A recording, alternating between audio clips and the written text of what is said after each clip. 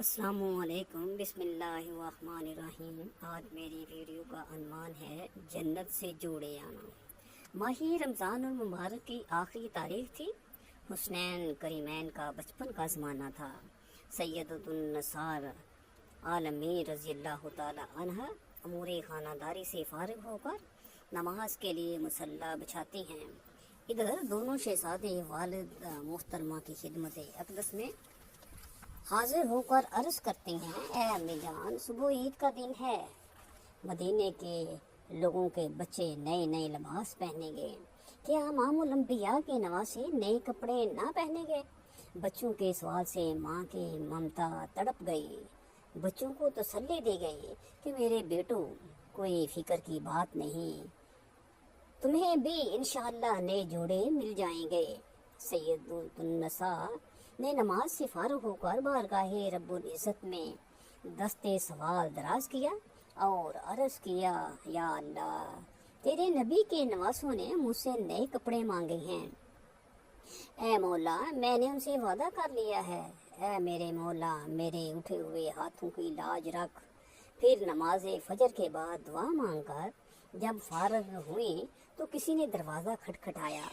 پوچھا، کون؟ آنے والے نے جواب دیا، اہل بیت کا درزی شہزادوں کے لیے نئے نئے کپڑے لے کر آیا ہے۔ سیدنا وہ کپڑے لے لیے اور دونوں شہزادوں کو پہنا دیے۔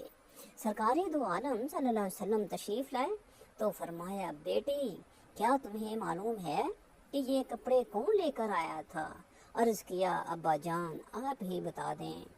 تو آپ صلی اللہ علیہ وآلہ وسلم نے فرمایا، وہ جبریل امین تھے جو خداوند تعالیٰ کی طرف سے جنت سے کپڑے لے کر حاضر ہوئے تھے۔ کتب الحسن والحسین فی لوحین۔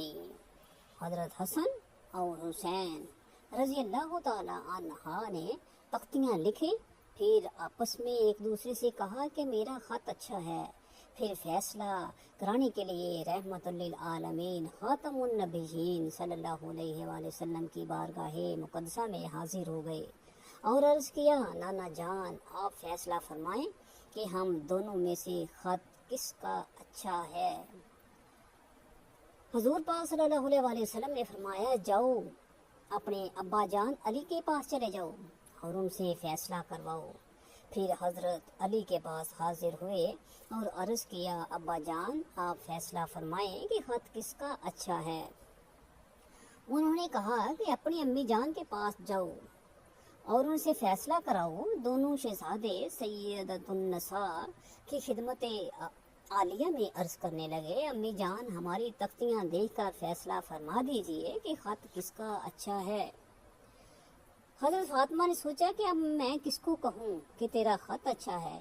انہوں نے فرمایا کہ شہزادہ، میرے پاس 7 موتی ہیں، میں ان کو تمہاری تختیوں پہ پھینکتی ہوں، جس کی تختی پر 4 موتی گر گئے اس کا خط زیادہ اچھا ہوگا۔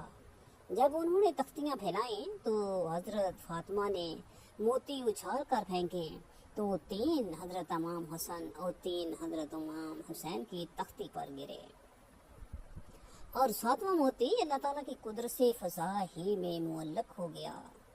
خدا تعالیٰ کی طرف سے حضرت جبرائیل علیہ السلام کو حکم ہوا کہ 7ویں موتی کے 2 ٹکڑے کر کے ایک ٹکڑا حضرت امام حسن کی تختی پر اور ایک ٹکڑا حضرت امام حسین کی تختی پر رکھ دو۔ ایک مرتبہ سرکار دو عالم صلی اللہ علیہ وسلم کا ایک صحابی ہرنی کا ایک بچہ پکڑ لایا اور آپ کی بارگاہ میں بطور نذرانہ پیش کر دیا۔ آپ نے اسے قبول فرمایا اور وہ ہرنی کا بچہ حضرت امام حسن کو عطا فرما دیا۔ آپ کھیلتے کھیلتے گھر پہنچے تو حضرت امام حسین نے عرض کی، بھائی جان، ہرنی کا بچہ مجھے دے دو۔ انہوں نے کہا، جاؤ تم بھی نانا جان سے لے آؤ۔ امام حسین نانا جان کی خدمت میں حاضر ہوئے اور عرض کیا، نانا جان، مجھے بھی ہرنی کا بچہ عطا فرماؤ۔ ہرنی کا بچہ طلب کرتے ہوئے قریب تھا کہ آپ رو پڑے، مگر دیکھتے کیا ہیں کہ جنگل کی طرف سے ایک ہرنی دوڑتی ہوئی چلی آ رہی ہے۔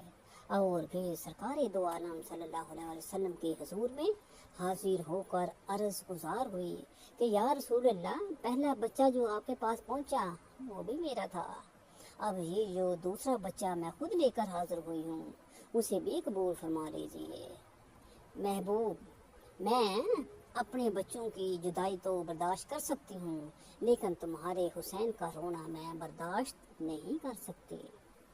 حضور صلی اللہ علیہ وسلم کی چچی ام فضل، جو کہ حضرت عباس رضی اللہ تعالیٰ عنہ کی زوجہ محترمہ ہیں، فرماتی ہیں کہ میں نے ایک دن امام علی مقام حضرت امام حسین رضی اللہ تعالیٰ عنہ کو آغوش مصطفیٰ میں دیا۔ اچانک کیا دیکھتی ہوں کہ شہنشاہ دو عالم صلی اللہ علیہ وسلم کی آنکھیں اشکبار ہیں۔ میں نے رونے کی وجہ دریافت کی تو فرمایا، میرے پاس جبرائیل علیہ السلام حاضر ہوئے، انہوں نے مجھے خبر دی کہ میری امت میرے اس فرزند کو قتل کر دے گی۔ قربان جاؤں عظمت امام علی مقام پر کہ آپ کی خبر شہادت پر کہ سید المرسلین کی آنکھوں سے آنسو جاری ہو گئے۔ جتنا بڑا مرتبہ ہوگا اتنا ہی بلند اور عظیم امتحان ہوگا۔ اللہ تعالیٰ کا ارشاد گرامی ہے، کیا لوگ یہ خیال کرتے ہیں کہ انہیں اتنی بات پر چھوڑ دیا جائے گا کہ وہ کہیں ہم ایمان لے آئیں، اور انہیں آزمایا نہیں جائے گا، اور ہم تمہیں ضرور آزمائیں گے، کچھ ڈر اور بھوک سے، اور کچھ پالو اور جانوں اور پھلوں کی کمی سے، اور خوشخبری سنا دو ان صبر والوں کو۔ مجھے جانا پڑے گا عظمت اسلام کی خاطر، خدا کے دین کی خاطر، نبی کے نام کی خاطر۔ پھر آنکھوں سے آنسو جاری تھے اور عرض کی، نانا جان میرا آخری سلام قبول فرما لیجئے۔ سنو نانا جی میری زاری، آیا روزے تے میں جاندی واری، میرا نانا ہی آخری پھیرا، وسے شہر مدینہ اے تیرا، جتھے اماں دی قبر پیارے، آیا روزے تے میں جاندی واری۔ روزہ رسول پر درود و سلام پڑھنے کے بعد وہاں سے حضرت سیدۃ النساء فاطمہ الزہرا رضی اللہ تعالی عنہا کے قبر انور پر حاضر ہوئے۔ اسلام کا نذرانہ پیش کرنے کے بعد فاتحہ پڑھی، پھر جناب امام علی مقام نے عرض کی، اماں جان آج تمہاری قبر انور پر آخری سلام عرض کرنے کے لیے حاضر ہوا ہوں۔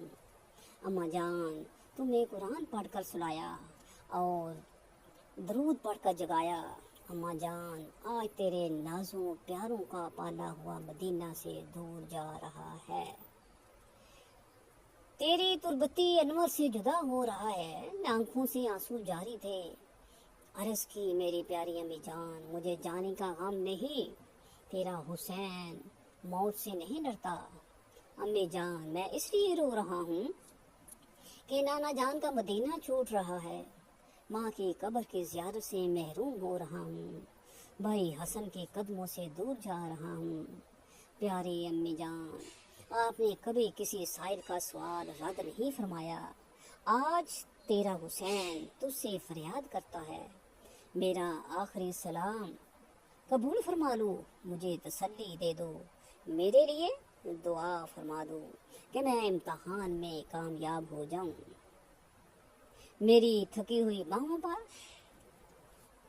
معصوم علی اصغر جب دم توڑ رہا ہو تو تجھے صبر و استقامت نصیب ہو، تیرے جوان علی اکبر کا لاشائے دیکھ کر گھبرا نہ جاؤں، اور نانا جان کے دین کی خاطر ہر صعوبت اور مصیبت کو خندہ پیشانی سے برداشت کر سکوں۔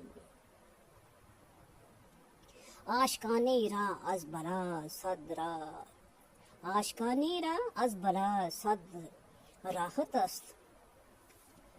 والدہ مکرمہ کے مزار اقدس پر حاضری دینے کے بعد تاجدار مملکت صبر و رضا شہزادہ گلگوں کبا سید الشہداء امام مسلم سیدنا امام حسین بیت الشرف میں تشریف لے آئے۔ خاندان نبوت کو تیاری کا حکم فرما کر آپ مصروف عبادت ہو گئے۔ معبودی برحق سے ملاقات میں عالم استغراق کی سی کیفیت طاری تھی۔ اسی عالم کیف و مستی میں تہجد کا وقت قریب آ گیا۔ آپ اس عبادت سے بھی بڑھ کر انتہائی فریضہ سر انجام دینے کے لیے اٹھے۔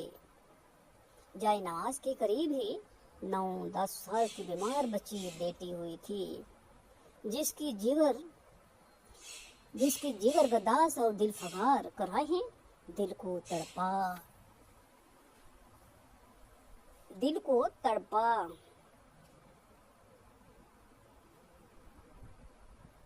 دل فگار کراہیں دل کو تڑپا دینے کے لیے کافی تھی۔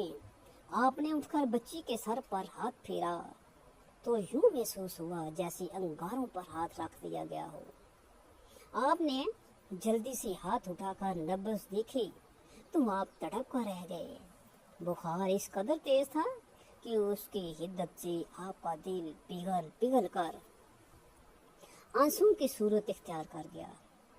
آپ نے جلدی سے دستار مبارک کے پلو میں رخساروں پر ڈلکے ہوئے آنسوں کو جذب کیا اور اپنے فرائض کی ادائیگی کا تصور کر کے چند قدم آگے بڑھ گئے۔ ناموس رسول سب کی سب جاگ رہی تھی۔ شہزادے گان والا تباز عالی و وقار بھی اٹھ کر وضو فرما کر نماز تہجد ادا فرمانے لگے۔ سب لوگ نوافل ادا کر چکے تو آپ نے فرمایا کہ اب بلا تاخیر سفر کا آغاز کر دیا جائے اور مدینۃ الرسول کو خون سادات سے رنگین ہونے سے بچانے کے لیے جس قدر جلد ممکن ہو اپنی تمام راحتوں اور خوشیوں کی قربانی دے دی جائے۔ پاسبانی حرم رخت سفر باندھ کر آزم مکہ موسمہ ہونے لگا تو شدت بخار کی وجہ سے نیم بے ہوش بچی کو چہرے پر پانی کے چھینٹے مار کر ہوش میں لایا گیا۔ افراد خانہ کو گھر کا سامان سمیٹتے دیکھا تو بیمار صغرا پر تپ لرزہ کی کیفیت پیدا ہو گئی۔ دل اس شدت سے دھڑکنے لگا جیسے بے تیل کے دیے کو آخری بار شعلے کی طرح لپک کر ہمیشہ کے لیے معدوم ہو جاتی ہے۔ بیمار صغرا کی اس بدلتی ہوئی کیفیت والدین کی نگاہوں سے اوجھل نہ رہ سکی۔ عوام مظلوم نے تسلی کے لیے سر پر دستے شفقت پھیرتے ہوئے فرمایا، میری غم زدہ لخت جگر، ہم تیرے اضطراب و اضطرار کی حالت سے بے خبر نہیں۔ بخار کی اس شدت میں بھی تیرے چہرے کی زردی اور آنکھوں کی ویرانی جو سوال مجھ سے کر رہی ہے، میں اس کی پوری کسک اپنے دل میں محسوس کر رہا ہوں۔ پیاری بیٹی، تمہاری اداس اور بے چین نگاہیں مجھ سے پوچھ رہی ہیں کہ ہم کیوں اور کہاں جانے کے لیے تیاریاں کر رہے ہیں۔ میری نور چشم تیری حسرت بھری نگاہوں میں یہ سوال بھی گردشی کنا ہے کہ ہم اپنی تیاریوں میں تجھے کیوں شامل نہیں کر رہے۔ میری پیاری بیٹی، میں بہت بڑے امتحان کے لیے ایک ایسے مقام پر جا رہا ہوں جس جگہ کو میرے نانا حضور صلی اللہ علیہ وسلم نے مصیبتوں کا گھر اور بلاؤں کا مسکن فرمایا ہے۔ جان پدر، میں تمہیں اس سے زیادہ کچھ نہیں بتا سکتا۔ میری بیٹی، صبر کرنا، تو صابر کی بیٹی ہے، صابرہ بن کر رہنا، اس لیے کہ اللہ تعالیٰ صبر کرنے والوں کے ساتھ ہے۔ اس گفتگو کے بعد حضرت امام عالی مقام نے غمزدہ بچی کی طرف آخری حسرتناک نگاہ ڈالی اور گھر سے باہر نکل آئے۔ باہر آ کر ام المومنین حضرت ام سلمہ رضی اللہ تعالی عنہا کو بچی کا خیال رکھنے کی نصیحت فرمائی۔ اسی اثناء میں جناب صغرا دوبارہ بے ہوش ہو گئی۔